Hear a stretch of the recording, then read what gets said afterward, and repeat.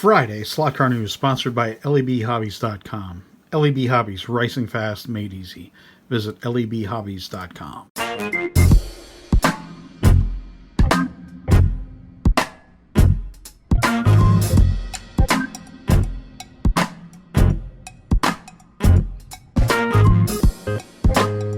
Hey everybody, time for Slot Car News this week. Okay, we only have 3 pieces of news this week.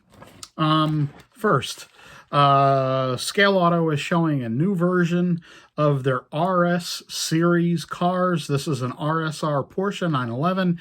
Actually, there's 2 of them, number 911 and number 912. This is, I would say, probably more of a racy series than just their kind of standard car. It comes with a lightweight interior, as you see here, the vacuum interior, and, full-on racing parts. And as you see, they have an exploded view of the parts in the car, too. Excellent. Good job, Scaleauto. The next thing is the American Street Duel set from Scalextric, the set with Mustang and the Camaro in it.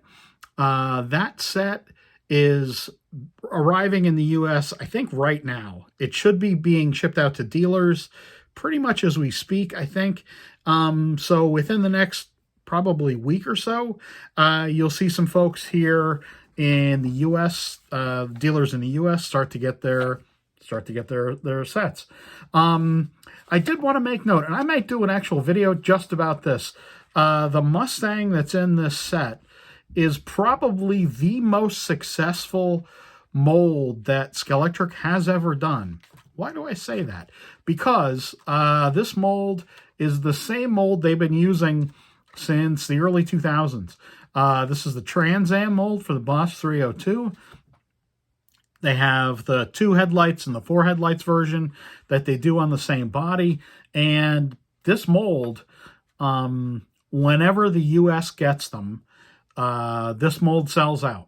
The Mustangs sell out entirely every time that we get them here in the U.S. And so that means that a production run would be at least 1,500 or so pieces. Now you throw in the production of this set on top of it. Sets you actually have to run in a little higher production numbers than a single car run would be. I would expect this set to be kind of an ongoing set for them because of the nature of the set. It's a pretty timeless set with a Camaro and a Mustang in it. So this Mustang mold has been made continuously since the early 2000s. For nearly 20 years now, Scalextric have done this mold. And I mean, I'd love to hear the argument that this may be the best-selling slot car mold of all time. Because we're talking 20 years of use and, dozens of liveries, racing and street. Yeah. Might be the best-selling slot car of all time.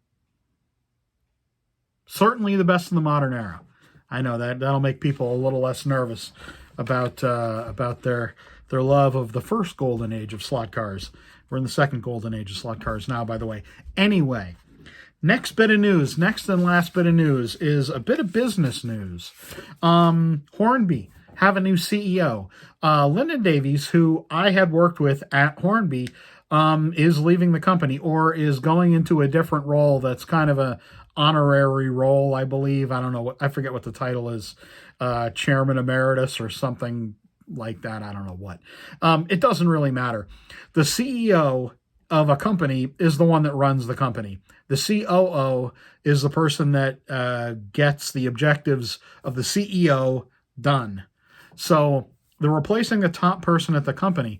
Well, you say, it's just one person at the company. Nah, yeah. So the top person at the company decides, has the ultimate decision on, what product lines get done, what cars get done, what trains get done, what models get done, has the ultimate decision on policy as far as liveries on cars and other things. So Linden was the one that decided to, on basically a case-by-case basis, allow us to do, when I was there, allow Hornby to do, Scalextric to do alcohol and tobacco liveries.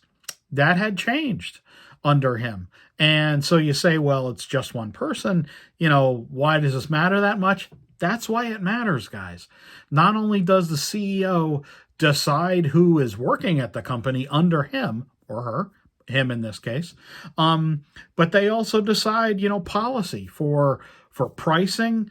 Linden was a guy who really hated discounting, and he was the one that put pretty much an end to a lot of the discounting that Hornby had done on a regular basis with their slot cards, as opposed to like what the retailers would get, and then Hornby would sell directly to consumers at a discounted rate. He was the one that really got rid of a lot of discounting. So Linden had a huge effect on the company.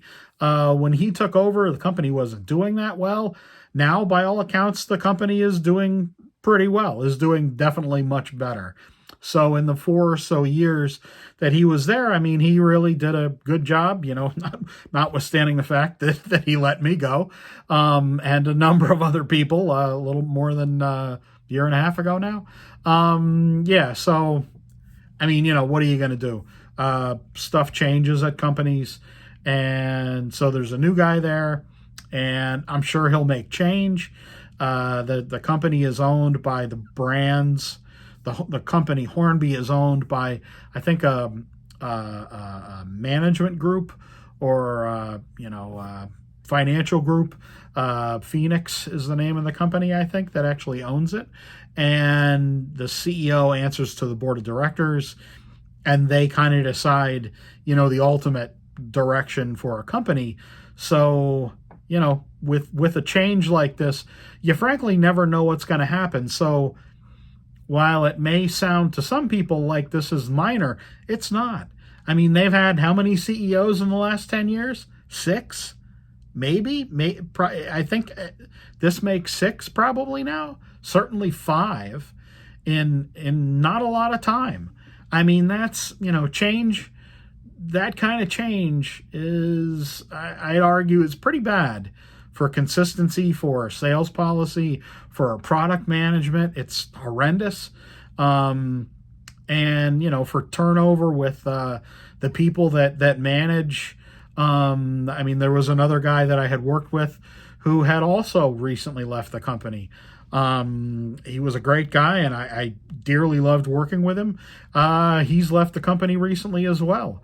So honestly, you just don't know what's going to happen with this kind of, it's a very substantive change. Anyway, you don't want to hear about this business stuff? Well, sorry. That's what we discuss here. So here endeth the 8 minutes or so into it. Here endeth the news per se. We're having a storm this weekend in central Pennsylvania. We got a lot of ice and snow. I will be home this weekend, so I will do a live stream on Sunday. Probably going to do it from in here because I think I realized the lighting, well, not the lighting issue, but the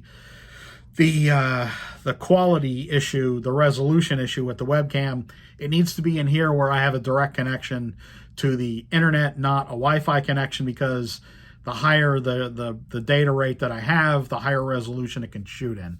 So instead of 720, I should be able to get 1080 out of it this weekend for the live stream on Sunday, as usual, 4 o'clock. Thanks everybody for stopping by. I really appreciate it. And if you stop by on Sunday, I don't know what we'll chat about. Probably the change at Hornby and other things. I have some SCX news as well. I'm confirming that, and we'll have that. We'll have a little bit of that on Sunday as well. A little discussion about that. Talk to you all soon. Bye-bye.